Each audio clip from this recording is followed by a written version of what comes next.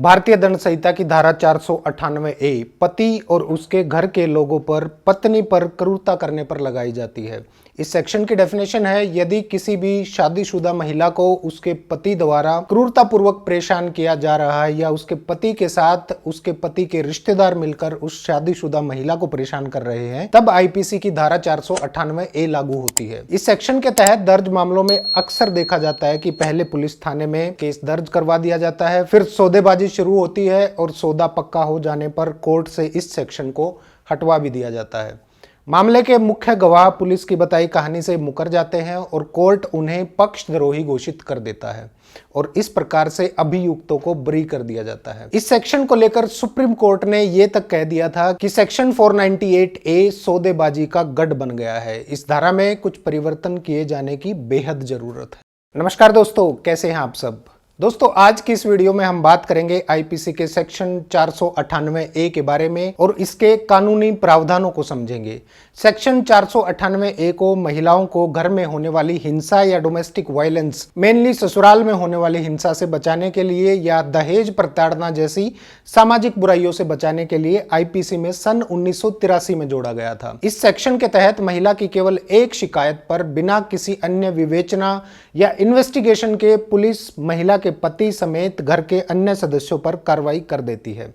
बहुत सारे ऐसे केसेस हैं जिनमें ऐसा प्रतीत होता है कि ये धारा महिला द्वारा ससुराल वालों को ब्लैकमेल करने का एक मजबूत जरिया बन चुकी है।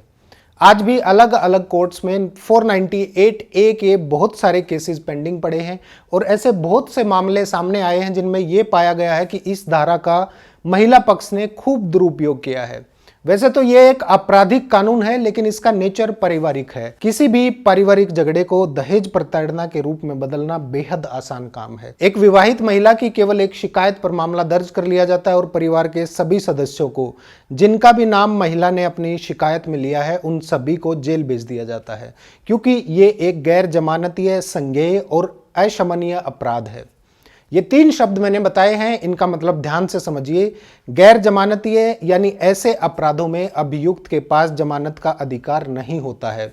कोर्ट ये डिसाइड करती है कि जमानत दी जानी चाहिए या नहीं दी जानी चाहिए। अपराध संज्ञेय है, इसका मतलब केवल ये है कि ऐसे अपराधों में पुलिस बिना किसी इन्वेस्टिगेशन के अभियुक्त को गिरफ्तार करने का अधिकार रखती है। एक बार अगर महिला शिकायत कर देती है तो 3 वर्ष तक के कारावास की सजा हो सकती है और जुर्माना भी लगाया जा सकता है। दोस्तों, लगातार इस धारा के तहत दर्ज होने वाले मुकदमे बढ़ते जा रहे हैं। 2005 का एक केस था सुशील शर्मा बनाम भारत संघ एवं अन्य। इस मामले में सुप्रीम कोर्ट ने सुनवाई करने के बाद डिसीजन देते हुए कहा कि सेक्शन 498 ए का दुरुपयोग लीगल टेररिज्म भी है। लीगल टेररिज्म का मतलब है कि पति पर हमेशा इस बात का आतंक फैला रहता है, आतंक बना रहता है कि कभी भी उसके विरुद्ध सेक्शन 498 ए का मामला दर्ज करवाया जा सकता है।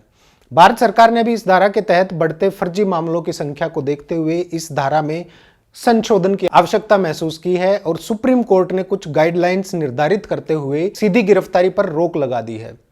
साल 2017 में 498 ए के हो रहे दुरुपयोग को रोकने के लिए सुप्रीम कोर्ट ने व्यापक दिशा निर्देश दिए थे। दिशा निर्देश गाइडलाइंस जो है वो जारी की थी।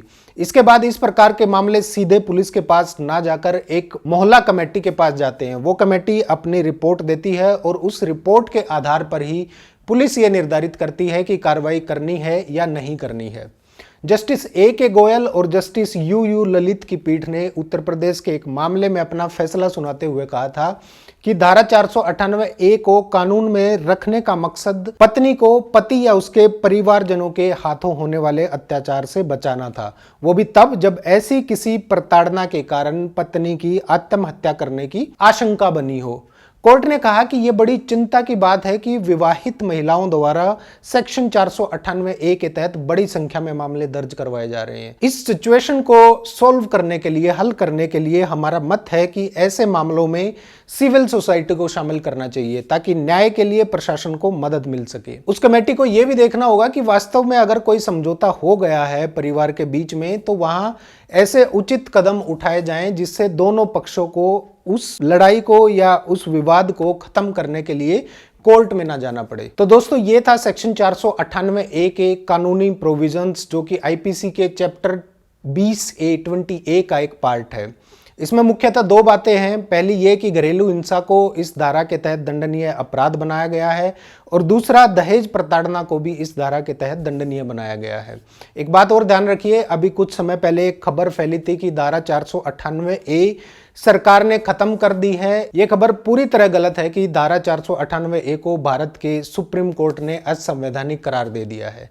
धारा 498A को सुप्रीम कोर्ट ने किसी भी प्रकार से समाप्त नहीं किया है, बल्कि इस धारा में सुधार करने के लिए कुछ गाइडलाइंस जारी किए हैं, कुछ दिशा निर्देश पारित किए हैं और ये स्पष्ट किया है कि जनरलाइज करके किसी पर भी आरोप नहीं लगाया जा सकता, बल्कि अपराध की स्थिति में यह देखा जाता है कि किसी अपराध में किस व्यक्ति की क्या भूमिका रही थी और होने वाला अपराध किस समय, किस दिन, किस स्थान पर हुआ है। तो दोस्तों, ये थी धारा 498A। उम्मीद करता हूं जानकारी आप लोगों को समझ आई होगी। फिर भी अगर कोई शंका है तो नीचे कमेंट करके मुझे जरूर बताइएगा। वीडियो पसंद आए तो लाइक करके शेयर जरूर कर दीजिएगा और कमेंट करके बताइएगा कि जानकारी कैसी लगी। नमस्कार।